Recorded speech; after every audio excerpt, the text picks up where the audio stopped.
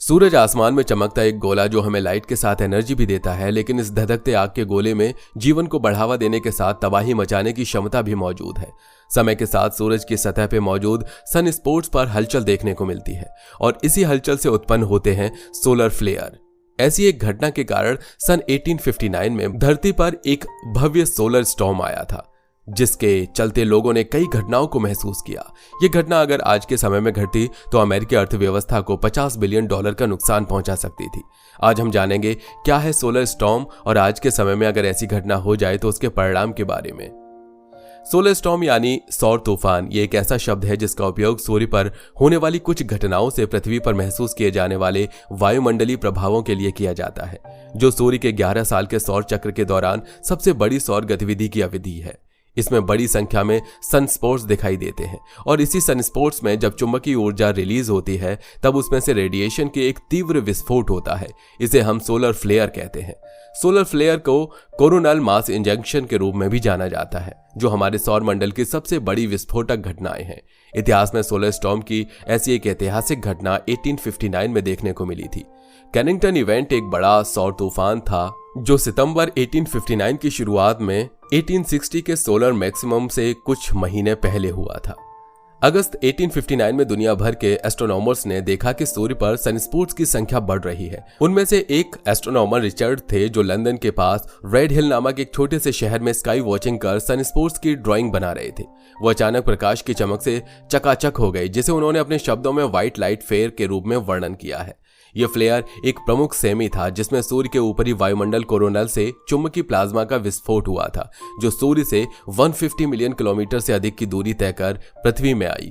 Kennington के इस चमक को देखने के एक दिन बाद पृथ्वी ने एक अद्भुत पूर्व जियो मैग्नेटिक तूफान का अनुभव किया। टेलीग्राफ सिस्टम खराब होने के साथ ऑपरेटर्स को बिजली के झटके महसूस हुए, साथ ही कई टेलीग्राफ स्टेशन में आग तक लग गई थी। इतना ही नहीं, इसके चलते ओवरऑल डिस्प्ले दुनिया के विभिन्न भागों में दिखाई देने लगे, जो आमतौर पर केवल पोलर रीजन तक ही सीमित होते हैं। और लोगों के मुताबिक आधी रात में भी ऐसी तेज रोशनी थी जिसमें अखबार पढ़ा जा सकता था।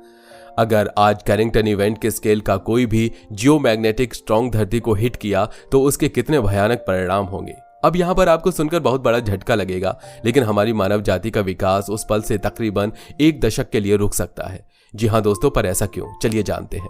दरअसल दोस्तों, कैनिंगटन इवेंट के लेवल का कोई भी ज्योमेट्रिकल सबसे पहले धरती के आउटर सरफेस पर हिट करेगा, जहां पर हजारों सैटेलाइट इंटरनेट कम्युनिकेशन और टेक्नोलॉजी की 95% कैटेगरी में कार्यरत है। और ये कड़वी सच्चाई है कि उनमें से सारी सैटेलाइट और space equipments including our international space station इतने कैपेबल हैं ही नहीं कि वो इस लेवल को स्टॉर्म को वो हंसी खुशी झेल लें, जिसके कारण इस बात के बहुत ज्यादा आसार हैं कि वो सभी डैमेज हो जाएंगे और हमें वापस अपनी सारी सैटेलाइट्स को रिबिल्ड करके अंतरिक्ष में भेजना होगा ताकि उन सभी सर्विस को रिस्टार्ट किया जा सके। दोस्तों, एक और नोटिसेबल फैक्ट ये भी है कि 1989 में जब एक छोटी मोटी जवान ने इतना बड़ा पावर आउटेज क्रिएट कर दिया था, तो आज के समय में जब हम लोग इलेक्ट्रिसिटी पर इतना ज्यादा डिपेंडेंट हैं, तब फिर इतने बड़े स्केल का इवेंट क्या ही तबाही मचा सकेगा। और यही कुछ मेजर रीजंस हैं कि भविष्य में ऐसी किसी भी घटना के कारण हमारे इतने ज्यादा रिसोर्सेज और इतने टाइम कंज्यूम होंगे कि हम उनके लिए 1% भी रेडी नहीं है।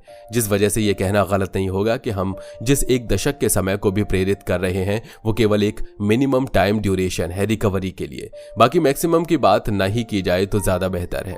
अब दोस्तों, जब कुछ इकोनॉमिस्ट इसको लेकर वैज्ञानिकों से डिस्कस कर रहे थे तो सारी डिटेल्स को सुनने के बाद उन्होंने बताया कि ऐसा इवेंट ग्लोबल इकोनॉमिक पर 5 से 10 ट्रिलियन डॉलर का लॉस करेगा, जिसके बाद महंगाई तो आपकी जेब से एक एक पाई निचोड़ लेगी। खैर दोस्तों, इतनी सारी डिटेल्स को सुनने के बाद आपके जहन में ये जरूर आ रहा होगा कि अगर ये इवेंट इतना ही खतरनाक है तो ऐसी अगली घटना कब घट सकती है। तो आपको बता दें कि तकरीबन 150 सालों से इन सब चीजों को स्टडी करने के बावजूद वैज्ञानिकों के पास आज भी इस गुत्थी का सही जवाब या फिर कोई एग्जैक्ट डेट नहीं है, क्योंकि अंतरिक्ष के मौसम की भविष्यवाणी करना बेहद मुश्किल है। ऐसी जानकारी के लिए हमारे साथ जुड़ें। मिलते हैं अगले वीडियो में। वीडियो अच्छी लगी हो तो वीडियो को लाइक करके चैनल को सब्सक्राइब करना ना भूलें।